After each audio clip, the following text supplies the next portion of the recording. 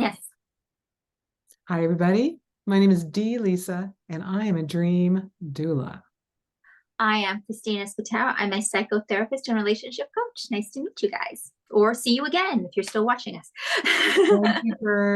Thank you for listening. Today, we're going to ponder the concept of gratitude. Mm. And when we're recording this, it's nearly Thanksgiving time in the US. It's the end of the year where people start to celebrate their friends and think about gifts and getting together, and all of that kerfuffle might make you feel kind of stressed out. Mhm. But the key to not being stressed out in every part of life is to get into the energy of gratitude.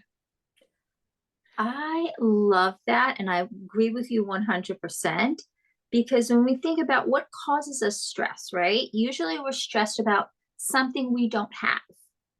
Maybe it's that relationship we want, we don't have, or we're afraid of losing, or it's that job we don't have, or whatever. So when you think about the next time you're stressed, it's either because you're upset about something you don't have, or you're worried about something you do have, rather than being grateful for the moment, grateful for Because where you are. what you just said, being you don't have something, Right. or you think you won't have something, you're tripping into the future. Yes, exactly. You're not right here, right now. And Yes. one of my mentors, Mary Morrissey, who taught me my coaching program, and she's a lovely woman in the world doing good work. She says that this is how she wakes up every day.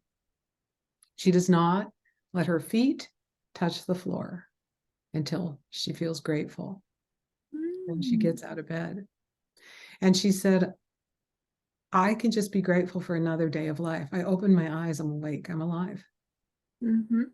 And in her words, it's another day of life, a new baby day of life that's never been lived before. Mhm.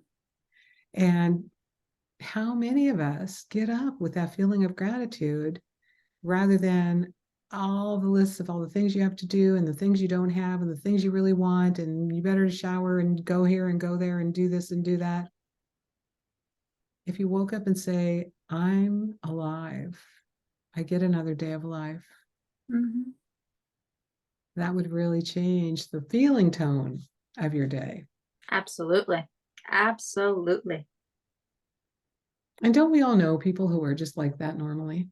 They're Mhm. just, and maybe they have, some of the people I see that are the most grateful, in my opinion, have the least amount of material wealth. Mhm. They might be workers in a cafe, or the people that Mhm. clean your house.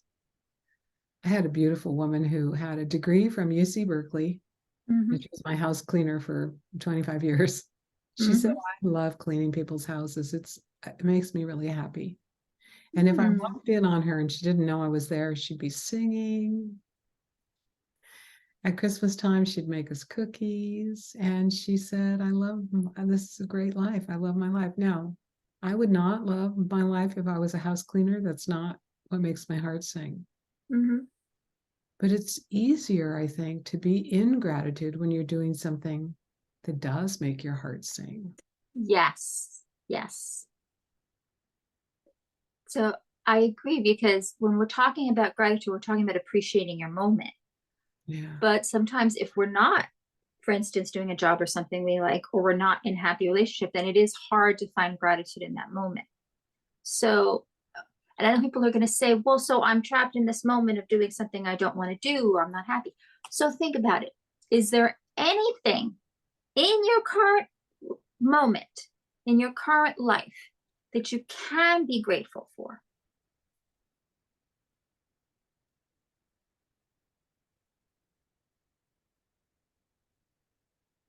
Yeah. Think about that, because we can all think of something. Mhm. And maybe it's really simple, like I'm alive, I'm breathing, or I'm driving a car and it's actually going where I want it to go. There you go. I Or, mean, yeah, yeah, I mean, those may sound simple, but they actually are quite important. and we get into the habit of looking at things perhaps negatively, looking at what we don't have rather than what we do have. So the more we can get into the habit of looking at what we do have, there you go. Yeah, I have my coaching clients do an exercise where they bless everything in their home Mm-hmm. as part of a gratitude Mm-hmm. practice. So you could say, I'm grateful for you, or you could say, Mm-hmm. I bless you.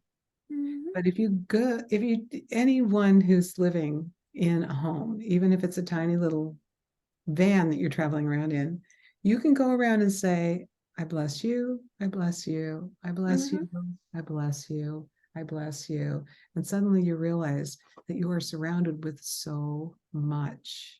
Yes, you are surrounded with so many blessings that Yes. you just stopped thinking about. Yes. And um, right now, and maybe some of you have listened to the podcast episode with my friend Simone. Right now, I have a friend who's in hospice care. And whenever I have a friend who's super ill or getting ready to pass over to the other side, I think to myself, I am so grateful I'm alive Mm-hmm. and I'm healthy. Yeah. I can walk and talk and eat and breathe and do all the things I want. I can do all the things I would love to do right now. Yeah. And um, my dear friend Simone is looking at the end of that. Mm-hmm. So it just takes a minute to think about someone who doesn't have what you would Mm-hmm. love, and Yeah. suddenly you can easily be grateful. Like I can easily be grateful for life when Mm-hmm. I think about Simone facing death. Wow. And I can easily be grateful for, a car I drive when I see somebody who has to wait for the bus. Mm-hmm. But that is comparison and contrasting. And why do we need to compare ourselves? And why can't we just be Mm-hmm. grateful because we're grateful? I like that. Gratitude for gratitude's sake. Mm-hmm. Because again, and I know it's hard because, especially with social media and stuff, it's too easy for us to compare. Yeah. And they even say one of the reasons like people get caught up into like not necessarily wanting to watch bad things that happen, but they get caught up in it because, okay, thank God that's not me.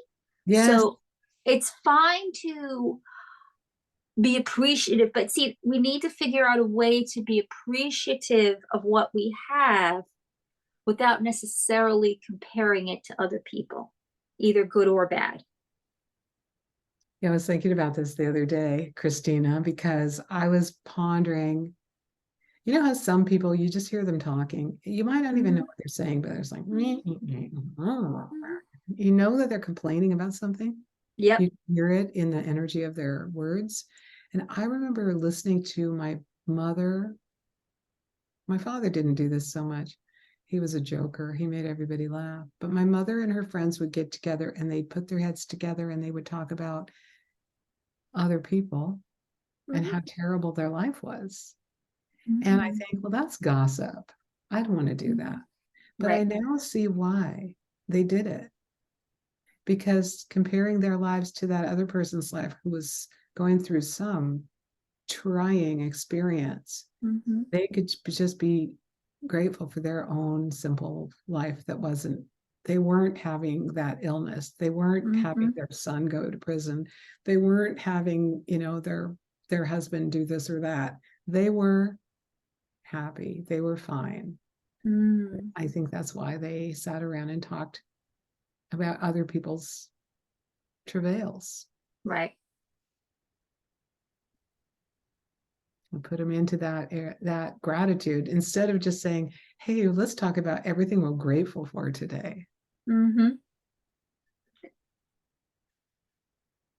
I think Yeah, so I because suggest, I mm-hmm. suggest to my people, if you want to go into a gratitude practice, if you want to have a gratitude practice, think about something you're grateful for every morning when you get up I like that. and Think before you about go to bed. I like that. I have to do a movie reference. You know Movie, this, bring right? it. So when we started talking about this, I was drawn to the Technicolor movie from the 1950s. It's White Christmas, starring Bing Crosby, Danny Kaye. I want to say Vera Ellen. I'm blanking on the other one. I think Rosemary Clooney, I believe, played the other female lead in that. And I'm drawn especially to this particular scene where the Rosemary Clooney character, she's having a hard time like falling to sleep. So she runs into the Bing Crosby character. And there's you have that little bit of there's some potential romance there and stuff like that. So they're talking. And he's like, when I have trouble sleeping, I count my blessings instead of sheep. And then it leads into this whole song that he sings, because of course this is the famous singer Bing Crosby, where he's like counting my blessings instead of sheep. So the idea is, like we're saying, when you go to bed each night, count your blessings. And when you wake up each morning, count your blessings. That.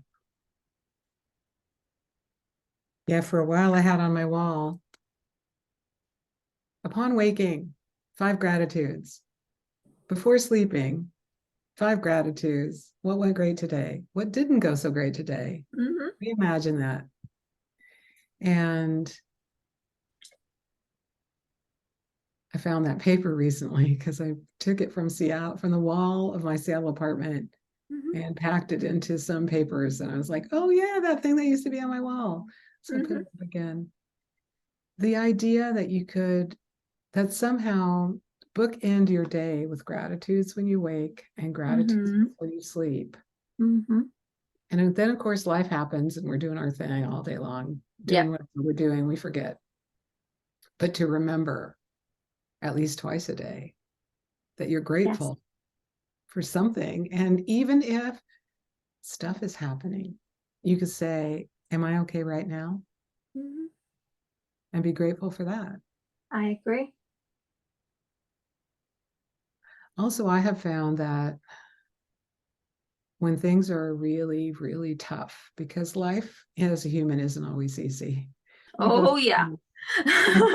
while you have a job, um, that we go through things that are difficult. And for me, I'm at that place in my life right now where I'm like, this is so hard. What am I learning? Mm. Instead of like, why is this happening to me? I'm like, okay, whoa, there's a lesson in here. I Mhm, like that mhm. story of like the optimistic kid in a room Yes. full of pony poop. And he's like, there's got to be a pony Mhm. in here somewhere. Where? Where's the pony? Where's the So, pony poop? so yeah, you're in a pile of poop, so to speak, in your life, Mhm. but somewhere there's a gift. And so I, you could even be grateful for when things are tough, yeah. because you can realize that once you move through it, you will have grown as a human and you will have learned something that's beneficial to you and you will have overcome a challenge. Mm. Maybe got back I and I love the way you put that, because it is a very human reaction when we're going through something to be, oh, woe is me. But the problem is, and again, I know life can really suck sometimes, but when you go into that woe is me mentality, what happens is you blank out things that actually are positive. Mhm. But if you can actually go, okay, maybe life is a journey of lessons that I'm meant to learn. So this is really hard right now. I'm not, and again, I am not diminishing trauma, pain. Trust me, I've also experienced my share of it. But if you can, as hard as it is in that moment, okay, so I'm on this journey, I'm having this experience. I'm probably meant to learn something from this or grow in a strength or something from this. And even though it's not easy, this is so not easy. And the true lesson may not come to you till after you go through the trauma.